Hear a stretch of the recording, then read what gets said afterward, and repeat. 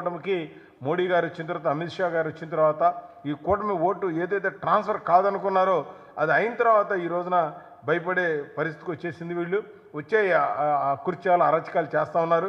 ప్రజలందరూ కూడా మీకు ఇంకొక 20 రోజుల తర్వాత మరి కొత్త గవర్నమెంట్ వస్తే మీకు ఈ యొక్క అరాచకమైన పాలనకి మీరు ఇచ్చిన తీర్పుకి ప్రమాణంగా ఉంటుందని చెప్పి నేను అనుకుంటా ఉన్నాను.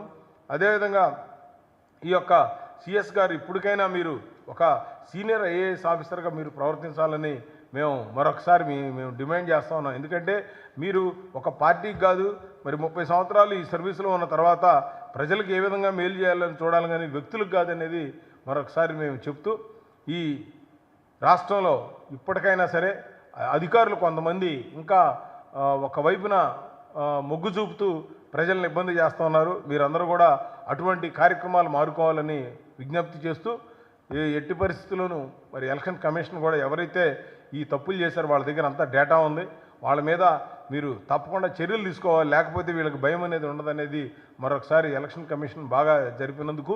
ఇంకా ఈ 20 రోజులు అంటే నా 3వ తారీఖు వరకు కూడా ఈ బాక్సుల్ని, ఎందుకంటే నిన్న నాగార్జున యూనివర్సిటీలో స్ట్రాంగ్ రూమ్ పక్కన ఒక సిద్ధం పోస్టర్ పెట్టి అక్కడ ఒక పార్టీ జరిగినటువంటి నేపథ్యం చూసాము.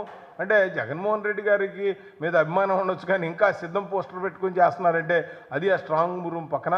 తర్వాత కలెక్టర్ గారు, ఎస్పీ గారు వచ్చారు. ఏ వచ్చినా సరే ఈ స్ట్రాంగ్ రూమ్లో ఉన్నటువంటి బాక్సులన్నింటినీ కూడా జాగ్రత్తగా చూడాల్సిన పరిస్థితి ఉంది. ఎందుకంటే అరాచక శక్తులు మన రాష్ట్రంలో ఇంతకుముందు గంజాయి కానీ, మరి మద్యపానం పిచ్చి ముందు అమ్మడంలో కానీ, లేకపోతే ఎవరైనా ఎక్కువ మట్టది వాళ్ళ మీద దాడులు చేయటం, ఇవన్నీ కూడా వైసీపీ ప్రభుత్వానికి టోటల్గా వాళ్ళ యొక్క పేటెంట్గా ఉన్నటువంటి పరిస్థితి చూసాం 5 సంవత్సరాల్లో. తప్పకుండా వీరికి ఈ ఎలక్షన్లో బుద్ధి చెప్పి ప్రజలు ఇంటికి పంపించేందుకు సిద్ధమయ్యారు. కాబట్టి కనీసం ఇప్పుడైనా సరే అధికారులు మీరు మీ డ్యూటీ చేయాలని కోరుకుంటూ సెలవు తీసుకుంటున్నాను.